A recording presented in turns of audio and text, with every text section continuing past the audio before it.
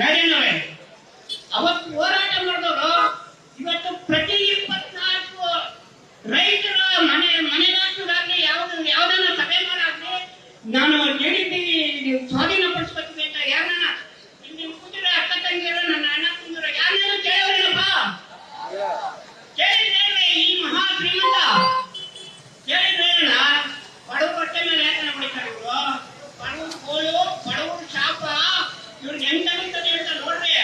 ಯಾರಪ್ಪ ನ್ಯಾಯಾಧೀಶ ಅವನೇ. ಇವರು ಬಡವರು ಶಾಪ. ಈ 10 ಲಕ್ಷ ಕಾಮಧೇನು, 60,000 ಕಾಮಧೇನು, 10 ಲಕ್ಷ ಕಲ್ಪವೃಕ್ಷಗಳಿವೆ. ಈ ಬಡವರು ಶಾಪ, ಈ ಕಲ್ಪವೃಕ್ಷ ಕಾಮಧೇನಿನ ಪಾಪ, ಇವೆರಡೂ ತಂದೆ ಇವಾಗ ಪಾಪ ಕೂಡ ತಿಂತಾರೆ ಹುಡುಗ. ಇನ್ನೇನು ಹೋಯ್ತಾರೆ ಬೇಡ್ರಿ. ಬಡವ ಹೊಟ್ಟೆ ಮೇಲೆ ಹೊಡ್ತಾರೆ. ಎತ್ತಿನ ಜೀವನ ಮಾಡ್ತೀರಿ. ಎಲ್ಲರಿಗೂ ಒಂದು ಅಂತ್ಯಕಾಲ ಇದೆ.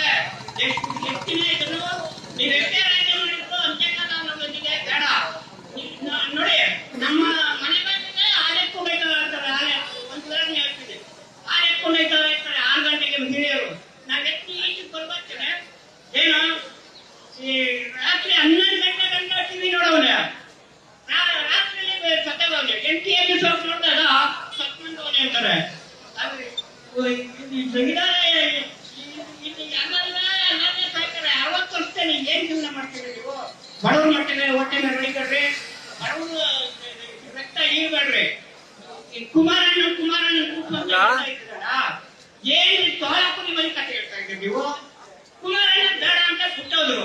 ನೀವಾದ್ರೂ ಕೈ ಕಿತ್ಕೊಂಡ್ರಿ ಅದ? ಕುಮಾರಣ್ಣ ಬಂದವ್ರೆ, ಈಗ ಏನ್ ಹೇಳ್ತೀರಾ? ಬಂದ್ ಹೇಳ್ರಿ ಬಂದ್ ಹೇಳ್ರಿ. ನೀವು ಮಾಡಕ್ ನಾವು ಕೈ ಹಾಕ್ಕೊತೀವಿ ಅಂತ ಬಂದ್ ಹೇಳ್ರಿ. ಆಯ್ತದ? ಹೇಳ್ರಿ, ನಿಮ್ ಕೈಲಾಗಲ್ಲ. ಆಮೇಲೆ ಜಿಲ್ಲಾಧಿಕಾರಿ ಕಚೇರಿ ಮುಂದೆ DK ಶಿವಕುಮಾರ್ ಬರ್ತಾರೆ ಅಂತ ಹೇಳಿದ್ರು. ನಾವು ತಡಾಕಿದ್ವಿ. ನಾವು ಪದಾಧಿಕಾರಿಗಳಿಗೆಲ್ಲ ಮನವಿ ಪತ್ರ ಕೊಡಕ್ಕೆ ವಿನಯದಿಂದ ಕೇಳ್ಕೊಂಡು ಅವಾಗ ಹೇಳ್ತಾರೆ, ನೀವ್ ಯಾವ ಭಾಗದಿಂದ ಬಂದಿದ್ದೀರಿ, ನೀವ್ ಯಾವ ಅಣೆಪಟ್ಟು ಕಟ್ಕೊಂಡು ಬಂದಿದ್ದೀರಿ, ನೀವ್ ಯಾರು ಅಂತ ಗೊತ್ತುಕೊಂಡು ನಮ್ಗೆ ನೀವು ಘೋಷಣೆ ಕೂಟವಾದ್ರು ಮತ್ತೆ ನಮಗೇನು ಮಾಡಕ್ಕಾಗಲ್ಲ ಅಂತ ಹೇಳ್ತಾರೆ.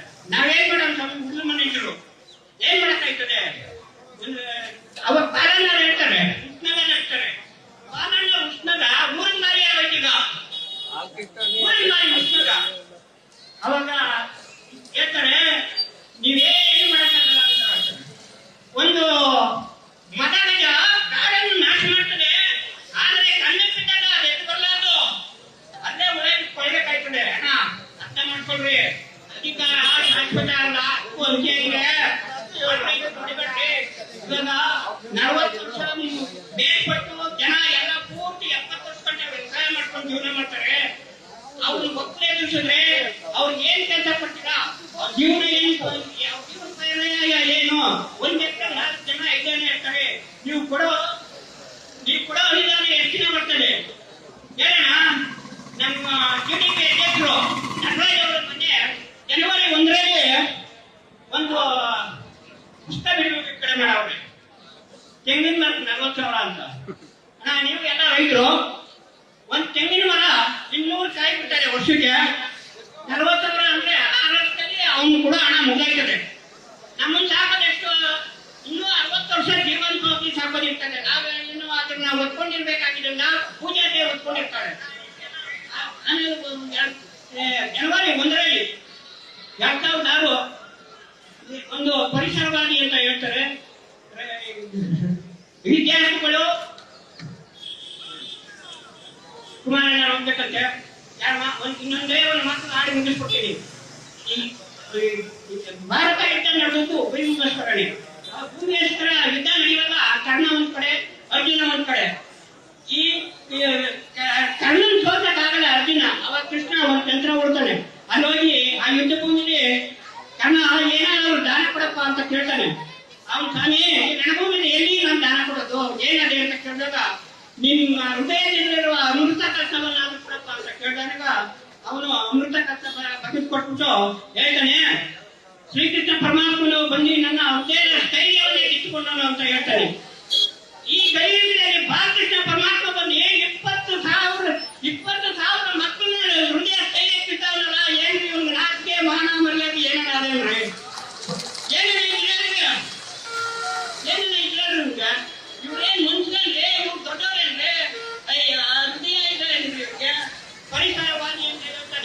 ಪರಿಸರ ಓದಿ ನಾನು ಕಾರ್ಮಲದ ತಿಮ್ಮಕ್ಕ ಕುಟುಂಬಬೇಕು ಇವ್ರಿಗೆ ಅವರ ಬ್ರಿಗೇಡ್ ಆದ್ಮೇಲೆ ಪರಿಸರ ತಿಮ್ಮಕ್ಕ ಅಂತ ಕೆಲಸ ಕೈಗಂದ್ರೆ ನೀವು ತಿಳಿಬೇಕು ನಟರಾಜನ 2 ಕಿಲೋಮೀಟರ್ ನಿನ್ ಕೈ ಹಾಕಿದ್ರೆ ಈ ಪರಿಸರ ಓದಿ ನೀವು ಒಪ್ಕೋತೀನಿ ಎಂತ ಮೂಡಿಸ್ತೀನಿ ಒಂದು ನೋಡೋಣ ಇಲ್ಲಿ ಕಾಂಪದೇನು ಕಲ್ಪವೃಕ್ಷ ಹೆಂಗೆ ಮಲೆನಾಡಿ ನಿಂತದಲ್ಲ ಈ ಪರಿಸರ ಈ ಪರಿಸರ ನಾಶ ಮಾಡ್ತೀಯಲ್ಲ ನಿಮಗೆ ಅದ ಅದೇನು ಹುಡುಗರ ನೀವು ಸಣ್ಣ ಆಗ್ಬೇಕಲ್ವಾ, ಅದು ಒಂದು ಉತ್ತಮ ಆಹಾರದಿಂದ ಸಣ್ಣ ಆಗ್ಬೇಕಲ್ವಾ. ಪ್ರತಿದಿನ ನಮ್ಮ ಜೀನಿ ಸ್ಲಿಮ್ ನ ಯೂಸ್ ಮಾಡಿ ಯಾವುದೇ ಸೈಡ್ ಎಫೆಕ್ಟ್ ಇಲ್ದಂಗೆ ನೀವು ಸಣ್ಣ ಆಗ್ತೀರಾ.